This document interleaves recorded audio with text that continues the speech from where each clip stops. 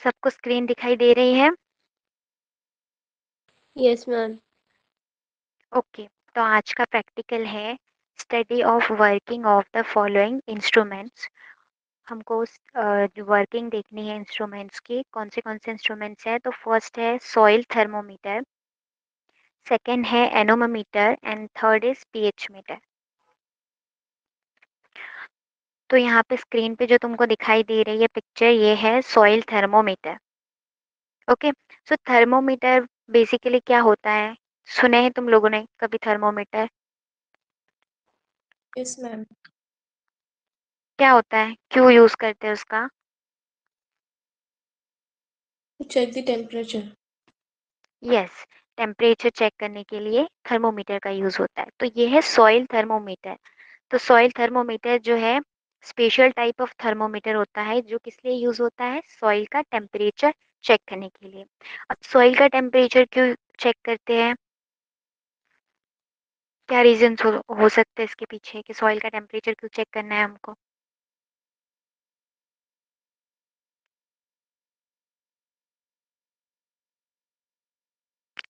ऐसे ही गेस करो कि क्या हो सकता है reason. Whether the land is fertile or not. हाँ, जो एग्रीकल्चर के लिए जो भी रिक्वायरमेंट्स है, तो उसके अंदर टेम्परेचर एक फैक्टर है, इम्पोर्टेंट फैक्टर है। तो उसके लिए इसेंशियल है कि हम पहले चेक करें कि सॉइल जो है उसका टेम्परेचर जो है, जो भी क्रॉप वहाँ पे हम प्लान कर रहे हैं उसके लिए सूटेबल है या नहीं है। और सॉइल की फर्टिलिटी वगैरह के लिए भी टेम्परेचर इंपॉर्टेंट फैक्टर है, इसीलिए सॉइल का टेम्परेचर चेक करते हैं। तो सॉइल थर्मोमीटर जो है वो यूज़ होता है सॉइल का टेम्परेचर चेक करने के लिए। तो इसमें एक वर्टिकल आर्म होता है जिस पे बल्ब होता है एक एंड पे, और दूसरे पे डिफ्लेक्शन नीडल होती है। अब क्या करते हैं, जो बल्ब होता है थर्मोमीटर का, उसको डिफरेंट डिफरेंट डेप्थ पे सेट करते हैं। जितने डेप्थ पे हमको उसका टेम्परेचर चेक करना है, उतने डेप्थ में उसको सेट करते हैं सॉइल में। और जो निडल होती है वो जो है उसकी टेम्परेचर की वैल्यू बताती है। समझ में आया? तो हमको पता चलता है कि इतनी डेप्थ पे इतना टेम्परेचर है, इतनी डेप्थ पे इतना टेम्परेचर है। समझ में आया? Yes ma'am. ओके, तो ये था सॉइल थर्मोमीटर। अब नेक्स्ट है एनेमोमीटर। ये जो स्क्रीन पे दिखाई दे रहा है ये है एनेमोमीटर। अब ये क्या है? तो this instrument measures the wind velocity of the place. अभी हवा जो चलती है, तो विंड की वेलोसिटी पता होनी चाहिए। अब तुमको क्या लगता है कि विंड की वेलोसिटी फाइंड करके क्या होगा? मतलब हमको क्यों करना है विंड की वेलोसिटी? अच्छा खासा एक्सपीरियंस हुआ है इस साल, पिछले साल साइक्लोन का, है ना? उसकी विंड की स्पीड, उसका प्रेशर वगैरह फाइंड आउट करने के लिए। यस, तो वो फाइंड करने से हमको क्या पता चलेगा कि साइक्लोन या जो स्टॉर्म्स वगैरह है उनका प्रेडिक्शन पहले ही किया जा सकता है कि हाँ अच्छा विंड की वेलोसिटी ज़्यादा है, इस बार बहुत विंड चल रही, तो हो सकता है कि ये स्टॉर्म वगैरह आए। तो इसके लिए ये हेल्पफुल होता है, इसीलिए क्या करते हैं, विंड की वेलोसिटी फाइंड आउट करते हैं। और उसके लिए जो इंस्ट्रूमेंट यूज होता है वो है एनेमोमीटर। तो यहाँ पे उसकी पिक्चर दिखाई हुई है। तो this instrument measures the wind velocity of a place. अब विंड की जो वेलोसिटी होती है वो किस में मेजर करते हैं? तो किलोमीटर पर आवर, ठीक है। अब क्या करते हैं कि इसके अंदर जो तुमको ये ब्लैक स्ट्रक्चर देखते हैं, semi curve, 3 conical curves type के स्ट्रक्चर है, दिखाई दे रहे हैं ये 3? यस और नो? Yes ma'am. ओके, तो ये जो 3 कॉनिकल कर्व है, इनका डायमीटर एक का कितना होता है? 5 होता है। और इनको सपोर्टिंग आर्म है ये बीच में। तो क्या होता है कि जहाँ भी हमको, जिस जगह की भी हमको विंड की वेलोसिटी फाइंड करनी होती है, वहाँ पे एक पर्टिकुलर पॉइंट पे इसको रखा जाता है, और हाई पॉइंट पे ही रखा जाता है। ऐसा क्यों? क्योंकि आप पता होगा कि जैसे सी लेवल बढ़ता है, विंड की वेलोसिटी भी बढ़ती है। तो इसीलिए इसको जो भी प्लेस का फाइंड करना है विंड वेलोसिटी, वहाँ पे इसको हाई पॉइंट पे एक चूज़ करके वहाँ पे सेट किया जाता है। और इसको जब विंड चलती है तो ये जो तीनों उसके वर्टिकल जो कर्व्स है, कॉनिकल कर्व जो है वो मूव होते हैं 5 मिनट्स तक। उसके बाद एवरेज विंड वेलोसिटी कैलकुलेट की जाती है और फिर पता चलता है अगर नॉर्मल जो रहती है विंड वेलोसिटी उससे ज़्यादा है तो ये बोल सकते हैं कि यहाँ पे स्टॉर्म आ सकता है या जो भी है वो प्रेडिक्शन किया जा सकता है। समझ में आया nanometre? Yes ma'am. Okay, now next is pH metre. PH meter की पीएच मीटर देखे सबने? Yes ma'am. अगर नहीं देखे होंगे तो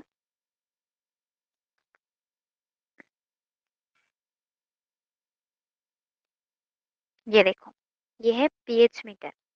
ठीक है, तो बेसिकली पीएच मतलब क्या? Potential of hydrogen. Yes, ion concentration of hydrogen.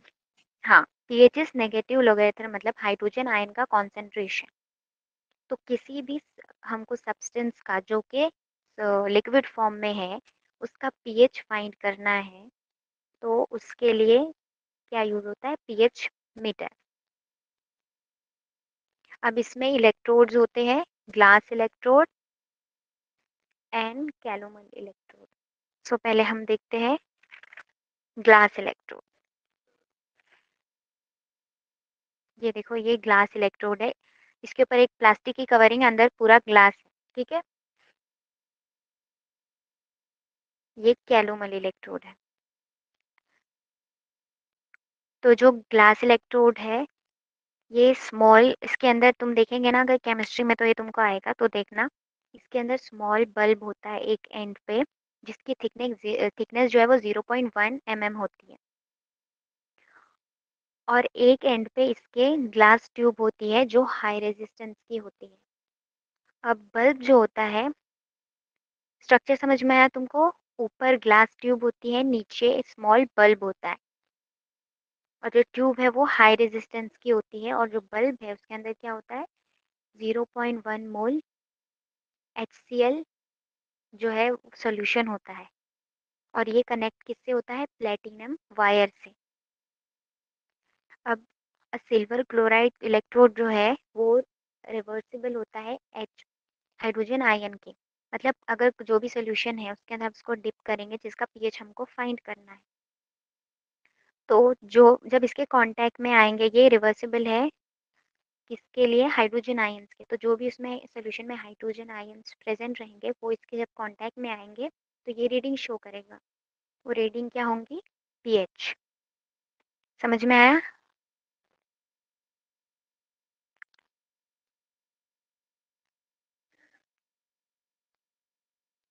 समझ में आया क्या? Yes, ma'am. वैसे ये है कैलोमल इलेक्ट्रोड। इसको देख के लगता है कि ये ग्लास इलेक्ट्रोड है ना? लेकिन ये ग्लास इलेक्ट्रोड है और ये कैलोमल इलेक्ट्रोड है, कंफ्यूज नहीं होना है। तो कैलोमल इलेक्ट्रोड क्या है? स्टैंडर्ड रेफरेंस इलेक्ट्रोड है और इसमें क्या होता है? ग्लास ट्यूब होती है जिसमें सैचुरेटेड KCl सोल्यूशन होता है और पोटेशियम क्रिस्टल्स होते हैं बॉटम पे। अब प्लैटिनम वायर इसके अंदर होती है और वो पूरी अटैच होती है, जो ब्लैक वायर है ना वहां तक पूरी अंदर से लेके पूरी वो ब्लैक वायर के एंड तक प्लैटिनम वायर होती है। अब कैल्यूमल इलेक्ट्रोड जो है वो रेजिस्टेंस नहीं रखता हाइड्रोजन आयन के लिए, मतलब तुम डायरेक्ट कैल्यूमल इलेक्ट्रोड से रीडिंग नहीं ले सकते। तो ये सैचुरेटेड इलेक्ट्रोड है क्योंकि इसके अंदर सैचुरेटेड KCl सॉल्यूशन है। तो इसको दूसरे इलेक्ट्रोड से, ये सिर्फ रेफरेंस इलेक्ट्रोड है, इसको दूसरे इलेक्ट्रोड से जो भी सोल्यूशन का पीएच हमको लेना है उसके हिसाब से दूसरे इलेक्ट्रोड से ज्वाइन करना पड़ता है तब हमको रीडिंग मिलती है। समझ में आया? ये रेफरेंस इलेक्ट्रोड है और सैचुरेटेड इलेक्ट्रोड है, ये याद रखना है। इतना समझ में आया सबको? Yes ma'am. अब नेक्स्ट है वर्किंग एंड प्रिकॉशंस। ठीक है, तो प्रिकॉशंस क्या लेने हैं ये सारे इंस्ट्रूमेंट्स को यूज करते वक्त? तो यहाँ पीएच मीटर का है कि calibrate the pH meter before use by means of a standard solution. देखो, अभी इसको कोई भी एक इंस्ट्रूमेंट है तो हमेशा वो सही रीडिंग देगा ऐसा जरूरी नहीं है। तुमने एरर पढ़े हो, F5 में होगा। यस। हाँ, तो एरर आता है कभी हमारी परफॉर्मेंस में या फिर इंस्ट्रूमेंट में। तो हमारी परफॉर्मेंस का जो एरर है उसको हम अच्छे से परफॉर्म करके मतलब वो उसको ओवरकम कर सकते हैं, लेकिन इंस्ट्रूमेंट की प्रॉपर वर्किंग होनी चाहिए, इसके लिए कुछ प्रिकॉशंस लेनी पड़ती है। तो पीएच मीटर जो है उसको यूज़ करने से पहले उसको कैलिब्रेट करना पड़ता है, तभी प्रॉपर रीडिंग मिलती है। तो उसके लिए कुछ टैबलेट्स होते हैं, वो टैबलेट जो है उस सोल्यूशन के अंदर डाले जाते हैं स्टैंडर्ड सोल्यूशन प्रिपेयर करने के लिए। स्टैंडर्ड सोल्यूशन उसको क्या करते हैं, वो टैबलेट डाल के उसको इलेक्ट्रोड जो है उसका स्टैंडर्ड सोल्यूशन बनाते हैं और उसके अंदर जो इलेक्ट्रोड है उसको डिप करते हैं और फिर एक प्रॉपर रेंज में उसको सेट करते हैं। देखे कभी तुमने कैलिब्रेशन करते वक्त? हमारे यहाँ पे देखो तुम, सुल्तान सर करते रहते हैं सारे इंस्ट्रूमेंट को प्रॉपरली, इससे पहले प्रैक्टिकल से पहले। तो उसको वो सोल्यूशन में रखने के बाद एक प्रॉपर रेंज पे सेट करते हैं और उसके बाद उसको डिस्टिल वाटर में डालते हैं।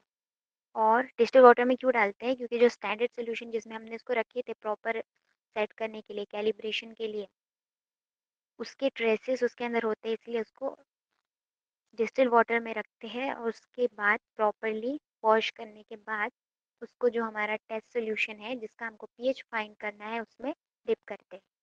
समझ में आया कैलिब्रेशन क्यों करते हैं? ताकि जो हमको रीडिंग्स चाहिए वो प्रॉपर मिले। समझ में आया?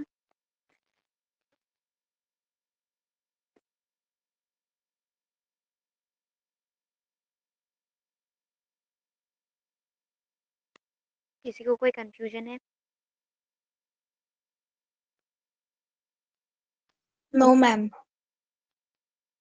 तो हमने क्या क्या पढ़े आज? फर्स्ट था सॉइल थर्मोमीटर, ये क्यों यूज होता है?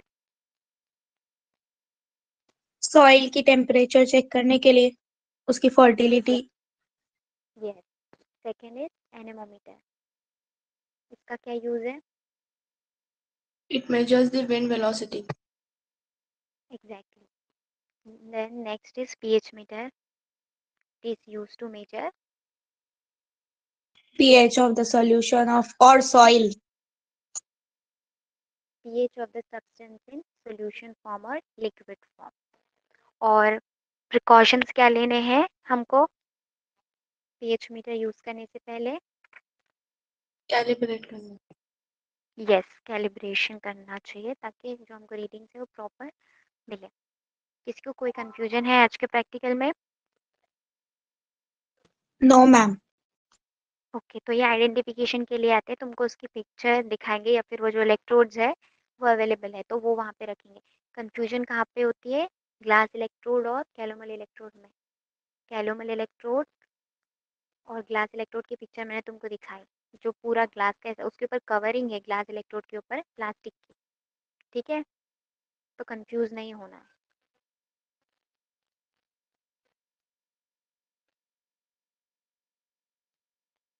किसी को कोई डाउट है?